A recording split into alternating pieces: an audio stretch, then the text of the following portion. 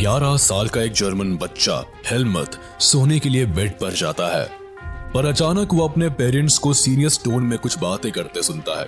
बच्चे के फादर अपनी वाइफ से कहते हैं कि लगता है अब समय आ गया है कि हम पूरे परिवार को खत्म कर दे या केवल मैं सुसाइड कर लूं। बच्चे के फादर की आवाज में एक डर होता है और इस डर को बयां करते हुए वो आगे अपनी वाइफ से कहता है कि अब एलाइज हमारे साथ वही करेंगे जो हमने जूस के साथ किया। अब हेलमट उस समय इस बात को सुनकर कुछ रिएक्ट नहीं करता और सो जाता है। अगले दिन उस बच्चे के फादर पूरी फैमिली के साथ जंगल में जाते हैं और पिकनिक मनाते हैं, लेकिन इसके बाद हेलमट के फादर खुद को अपने ऑफिस में गोली मार लेते हैं, जिसके बाद हेलमट उनकी यूनिफॉर्म को फैमिली फायरप्लेस पर चलता देखता है। इस इंसिडेंट के बाद हेलमट को वही रात वाली बात याद आती है और वो इतना ज्यादा डर जाता है कि वो अगले 9 साल तक अपने घर पर खाना भी नहीं खाता, केवल इस डर से कि कहीं उसकी माँ उसे खाने में जहर ना दे दे। अभी हमने आपको जो स्टोरी सुनाई वो केवल एक स्टोरी नहीं बल्कि वर्ल्ड वॉर 2 के खत्म होने के बाद लोगों की मेंटालिटी थी। इस स्टोरी में हेलमट एक रैंडम जर्मन बॉय था जिसके फादर हिटलर के सपोर्टर थे, जो कि वर्ल्ड वॉर 2 हारने के बाद डरे हुए थे। ये डर उस समय केवल उनके अंदर नहीं था बल्कि हिटलर के हर सपोर्टर के अंदर था। जिन्होंने हिटलर के कारण युद्ध लड़ा वो हारे और डर डर के जिए। ये हेलमट के फादर की तरह मारे गए। हिटलर न केवल उनकी मौत का कारण बल्कि करोड़ों लोगों की मौत का कारण रहा है।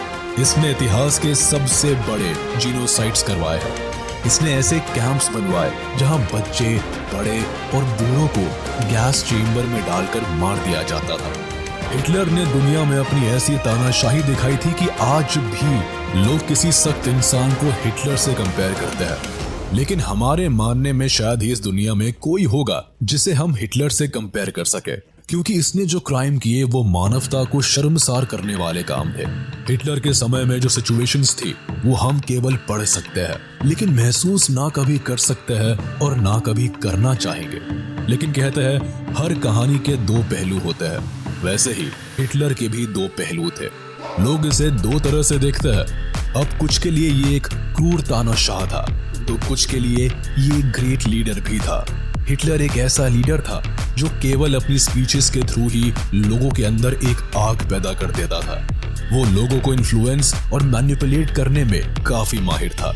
लेकिन ऐसा नहीं कि ये बचपन से ऐसा था, बल्कि हिटलर तो बचपन में एक आर्टिस्ट बनना चाहता था या प्रीस्ट बनना चाहता था। तो आखिर ऐसा क्या हुआ जिसने हिटलर को एक प्रीस्ट और आर्टिस्ट बनने की जगह एक क्रूर तानाशाह बना दिया? 20 अप्रैल 1889 को ब्रोनौ एम एन नाम की जगह पर हिटलर का जन्म हुआ। ये जगह जर्मनी के बॉर्डर से लगी हुई है। हिटलर ने अलॉय हिटलर और क्लारा पॉजल के घर जन्म लिया, जिन्होंने इसका नाम अडोल्फ हिटलर रखा। यह अपने परिवार का चौथा बच्चा था। हिटलर को अपने परिवार में बड़ी ही प्यार से रखा जाता था।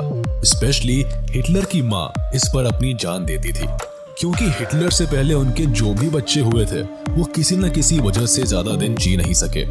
इसका पढ़ाई में ज्यादा मन नहीं लगता था। उसे स्कूल की पढ़ाई और डिसिप्लिन लाइफ फिजूल की बातें लगती थी, जिसके कारण हिटलर और उसके फादर के बीच कभी नहीं बना। इवन हिटलर के फादर कभी कभी तो गुस्से में उसे मारते पीटते भी थे, जिससे परेशान होकर हिटलर ने 8 साल की उम्र में सिंगिंग लेसन्स लेने शुरू कर दिए, जिससे वो चर्च में गाना गाने लगा। चर्च में जाने के कारण ही वो एक समय पर प्रीस्ट भी बनना चाहता था, लेकिन ऐसा हो नहीं पाया, क्योंकि इसी समय हिटलर की लाइफ में एक टर्निंग पॉइंट आता है। वो अपने छोटे भाई एडमंड को खो देता है। एडमंड की मीजल्स, जिसे खसरा रोग भी कहते हैं, उसकी वजह से डेथ हो गई, जिसका हिटलर के ऊपर काफी बुरा असर पड़ा। वो अपने भाई को हमेशा याद करता रहता। वो धीरे धीरे एक ऐसा लड़का बन जाता है जो केवल अपने में ही रहना पसंद करता है। इवन इस इंसिडेंट के बाद वो अपने फादर और टीचर्स के साथ भी काफी बुरा बर्ताव करता है।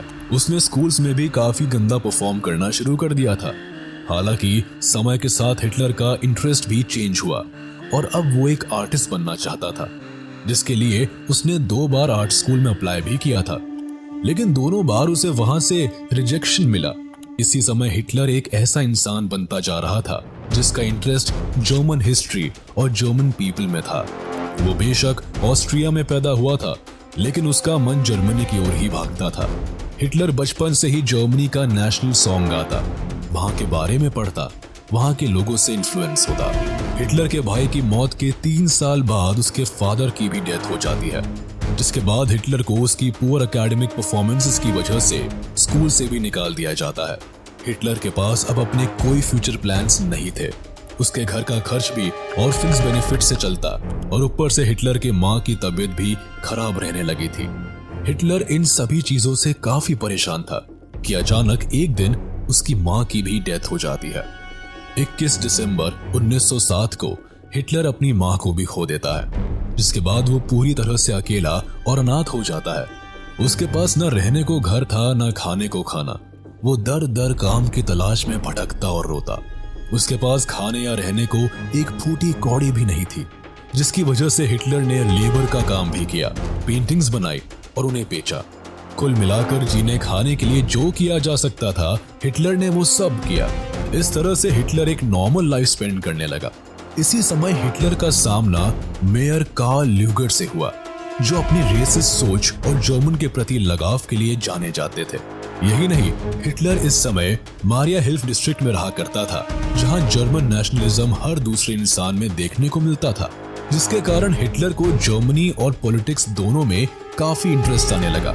वो मेयर कार्ल ल्यूगर से भी काफी प्रभावित था, जिसके कारण वो ज्यादा से ज्यादा न्यूज़पेपर्स पढ़ता और हर पॉलिटिकल न्यूज से अपडेट रहने लगा। उसके मन में जूस के लिए इस समय तक कोई नफरत नहीं थी। हिटलर वर्ल्ड वॉर 1 से पहले तक जूस के साथ अपने पेंटिंग बिजनेसेस में डीलिंग्स भी करता था, लेकिन उसके माइंड पर फर्स्ट वर्ल्ड वॉर ने काफी बुरा असर डाला। हिटलर ने फर्स्ट वर्ल्ड वॉर के बारे में जैसे ही सुना, वो जर्मनी शिफ्ट हो गया और उसने आर्मी में जाने का फैसला लिया। हिटलर ने फर्स्ट वर्ल्ड वॉर में एज अ सोल्जर पार्टिसिपेट किया, जहां पहले वो केवल इंफॉर्मेशंस पहुंचाने का काम करता था, लेकिन देखते ही देखते वो जर्मन फोर्सेस में वो एक पॉपुलर फेस बन गया। उसने कई जंग भी लड़े, जिसमें first battle of Ypres, the battle of the Somme, the battle of Arras and the battle of Passchendaele आती है। इन सभी लड़ाइयों में से बैटल ऑफ द सोमे में हिटलर घायल हो गया था, लेकिन फिर भी उसने हार नहीं मानी, जिसके कारण उसकी ब्रेवरी को सल्यूट किया गया और उसे आयरन क्रॉस से सम्मानित किया गया। हालांकि वॉर के बाद हिटलर लंबे समय तक हॉस्पिटल में एडमिट रहा। हिटलर को काफी मेजर इंजरीज आई थी। वॉर के एंड तक हिटलर के अंदर जर्मन नेशनलिज्म साफ तौर पर देखी जा सकती थी। जर्मनी का वॉर को हारने का दुख हिटलर को ले बैठा। हिटलर ने मन ही मन सिविलियन लीडर्स, जूज, मार्क्सिस्ट के लिए नफरत पाल ली थी। हिटलर का मानना था कि इन लोगों ने वॉर के दौरान उनकी पीठ में छुरा घोंपा है। इन लोगों ने वॉर को खत्म किया और ऐसी ट्रीटीज पर साइन किया जिन्होंने जर्मनी को हमेशा हमेशा के लिए बर्बाद कर दिया। हिटलर ने यही से अपने मन में एक आइडियोलॉजी को जन्म दिया, जो बाद में नाजिज्म के नाम से जानी गई। 1914 से लेकर 1918 तक वर्ल्ड वॉर 1 लड़ा गया, जिसमें एलाइज कंट्रीज यानी इंग्लैंड, फ्रांस एंड रशिया ने सेंट्रल कंट्रीज को हरा दिया, जिसमें जर्मनी भी आता था।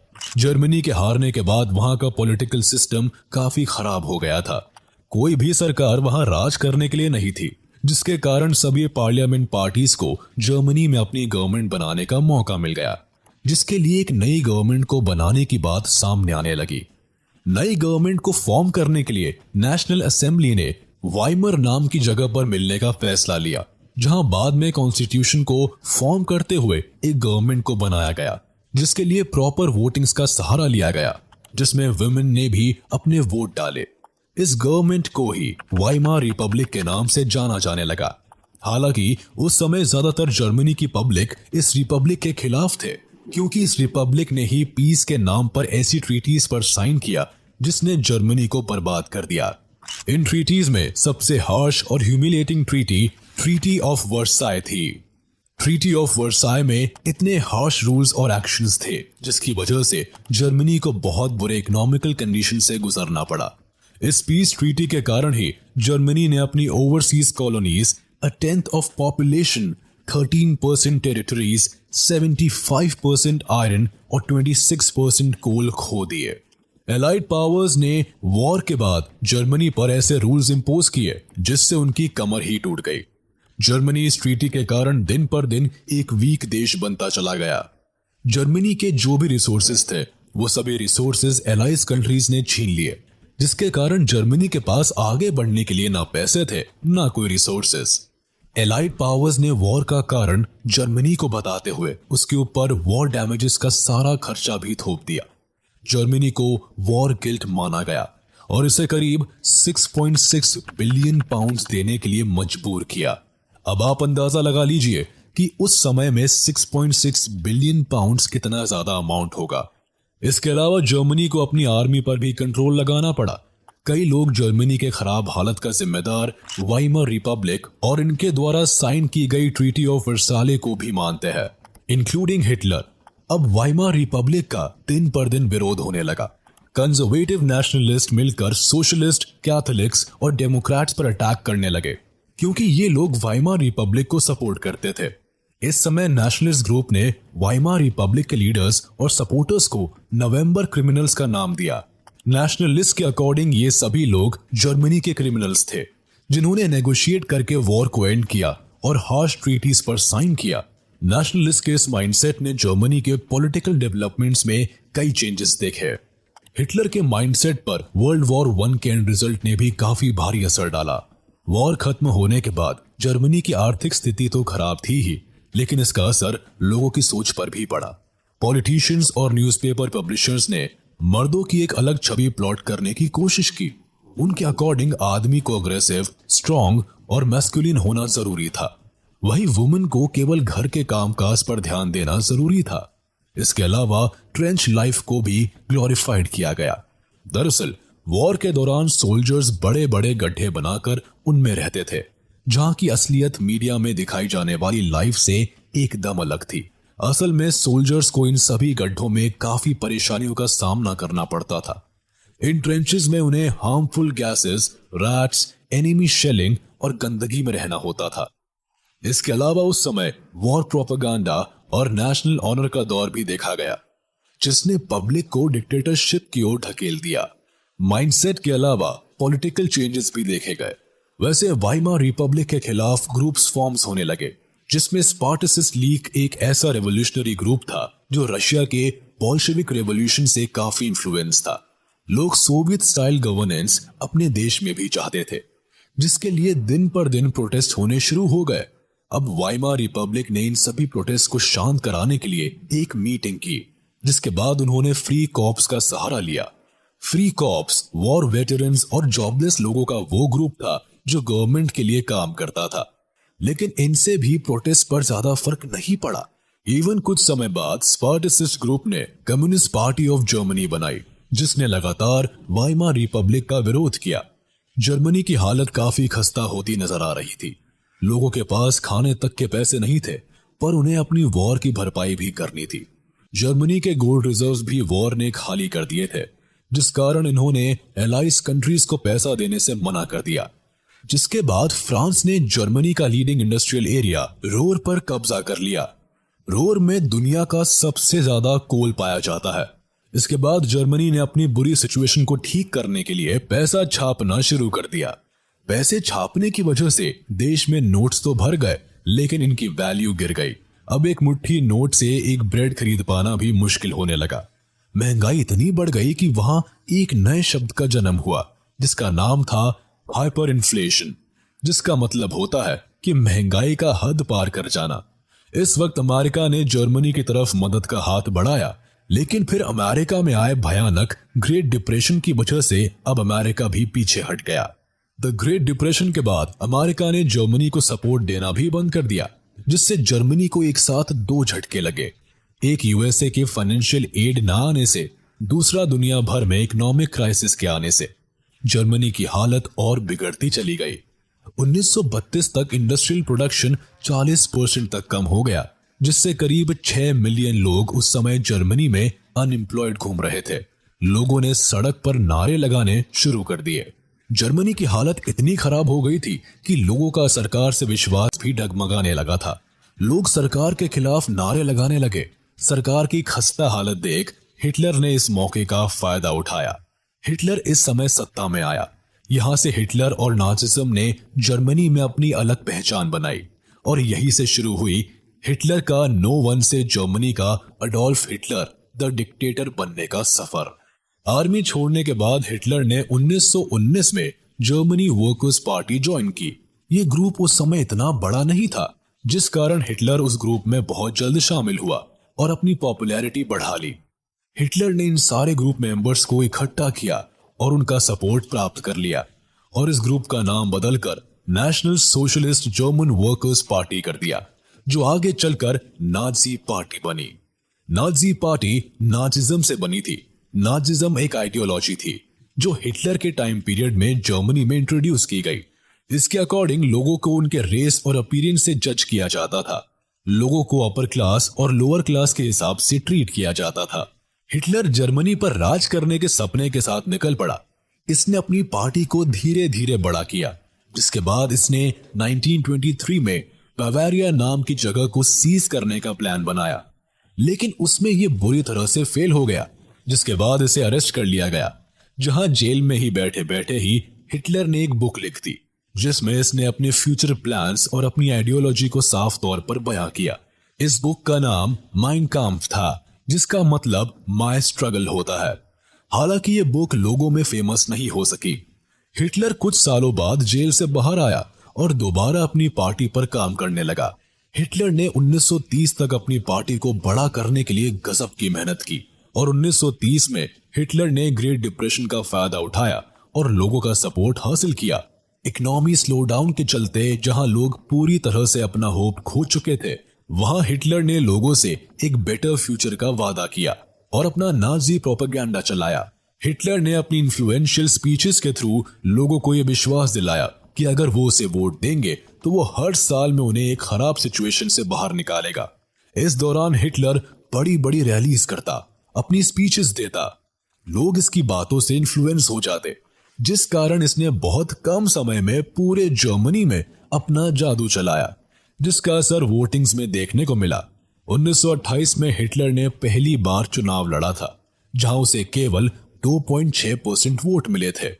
लेकिन इस बार यानी 1932 में हिटलर को किसी भी दूसरी पार्टी से ज्यादा वोट्स मिले। कई रिपोर्ट से दावा करती है कि हिटलर को 1932 के इलेक्शंस में लगभग 38 मिलियन वोट्स मिले थे। इसके बाद हिटलर ने अपना असली रंग दिखाना शुरू कर दिया। दरअसल हिटलर इस बात को साफ तौर पर जानता था कि जर्मन कॉन्स्टिट्यूशन में इमरजेंसी और सस्पेंशन ऑफ सिविल राइट्स के प्रोविजंस है। बस इन्हें लागू करने के लिए इसे एक सही समय का वेट था, जिसके लिए ये शांत बैठा था। हिटलर की इतनी पॉपुलैरिटी देखकर 30 जनवरी 1933 को प्रेसिडेंट हाइडेनबर्ग ने हिटलर को जर्मनी का चांसलर बना दिया।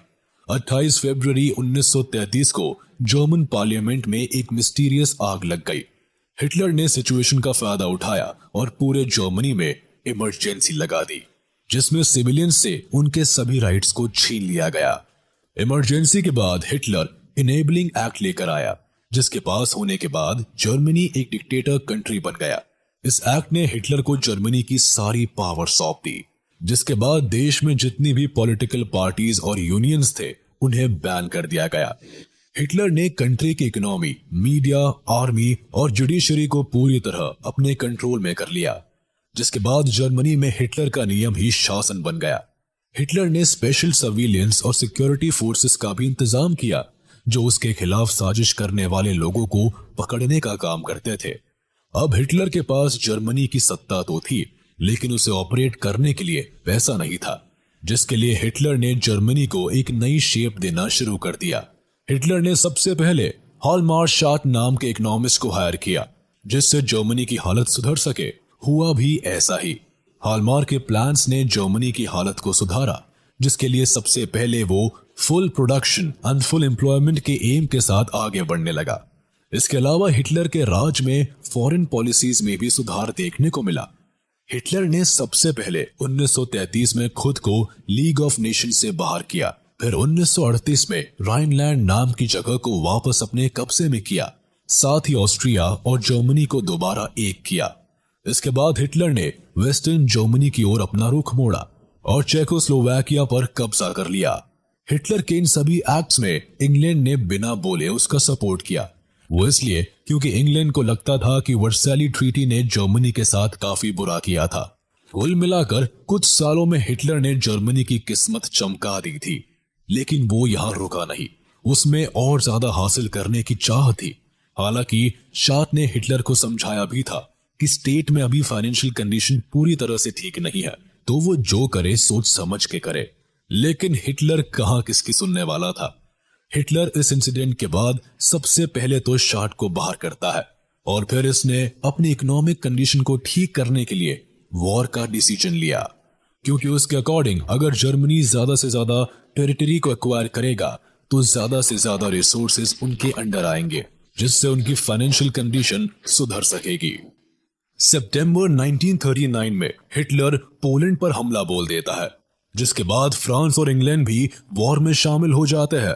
वो इसलिए क्योंकि जिस तरह वर्ल्ड वॉर 1 में ब्रिटेन बेल्जियम का साथ देने का वादा करता है, उसी तरह ब्रिटेन ने पोलैंड के साथ भी एक ट्रीटी साइन की होती है, जिसके अकॉर्डिंग ब्रिटेन को पोलैंड का साथ देना होता है। वहीं दूसरी ओर जर्मनी ने इटली और जापान के साथ एक ट्राइपार्टाइट पैक्ट साइन किया होता है, जिससे वह अपनी इंटरनेशनल लेवल पर पावर बढ़ा सके। देखा जाए तो 1940 तक वर्ल्ड वॉर 2 में जर्मनी के हालात अच्छे थे, लेकिन अपनी पावर के नशे में हिटलर यहां एक गलती कर देता है, जिसके कारण जर्मनी वॉर हार जाता है। दरअसल जैसे ही हिटलर को दिखता है कि वो वॉर जीत रहा है, वो लगे हाथ अपने सालों से देख रहे सपने को भी सच करना चाहता है, जिसके अकॉर्डिंग हिटलर ईस्टर्न यूरोप पर कब्जा करना चाहता है। इस सपने को पूरा करने के लिए हिटलर 1941 में सोवियत यूनियन पर वॉर डिक्लेयर कर देता है, जिसके बाद हिटलर वेस्ट में ब्रिटेन और ईस्ट में सोवियत यूनियन को एक साथ संभालने में नाकामयाब हो जाता है और जर्मन आर्मी को ही बर्लिन तक खदेड़ देती है, जिससे सोवियत यूनियन का भी दुनिया में एक नया दौर देखने को मिलता है। अमेरिका अब तक वॉर से बाहर रहता है, लेकिन जापान पैसिफिक ओशन में अमेरिका के पर्ल हार्बर पर अटैक के कारण अमेरिका भी वॉर का हिस्सा बन जाता है। ये वॉर लंबी चलती है। हिटलर को दिख रहा होता है कि अब उसका वॉर पर से कंट्रोल छूट रहा है, लेकिन वो वॉर एंड होने तक बर्लिन में ही रहने का फैसला लेता है और इसी जगह हिटलर रहस्यमयी तरीके से खुद को और अपनी वाइफ को गोली मार देता है। खुद को शूट करने से पहले हिटलर अपने एसएस फिजिशियन वर्नर हास से पूछता है कि सुसाइड करने का सबसे अच्छा तरीका क्या है, तो वो हिटलर को पिस्टल और पॉइजन के बारे में बताता है, जिसके बाद हिटलर खुद को गन से शूट करता है और दुनिया के सबसे खतरनाक तानाशाह का अंत हो जाता है। अपने पूरे टाइम पीरियड में नाज़ीज मास मर्डरिंग के दोषी पाए जाते हैं। नाज़िज्म के अकॉर्डिंग कोई भी इंसान इक्वल नहीं है। सोसाइटी में अपर क्लास और लोअर क्लास मेंटालिटी एग्जिस्ट करती है। लोगों को रेशियल तरह से ट्रीट करना चाहिए। केवल वो लोग सोसाइटी के टॉप लोगों में आते हैं जो ब्लॉन्ड, ब्लू आइड और नॉर्डिक जर्मन आर्यंस की कैटेगरी में आते हैं। बाकी जूस को नाज़िज्म के अकॉर्डिंग सोसाइटी का सबसे लोअर क्लास माना गया था। इन्हें नाज़ी लोगों का दुश्मन कंसिडर किया जाता था। कुल मिलाकर लोगों को उनके फिजिकल अपीयरेंस के अकॉर्डिंग ट्रीट किया जाता था।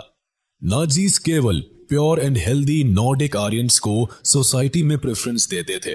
हिटलर के राज में स्पेशली जूस पर ज्यादा अत्याचार किया गया। नाज़ी जूस को अपना दुश्मन मानते थे।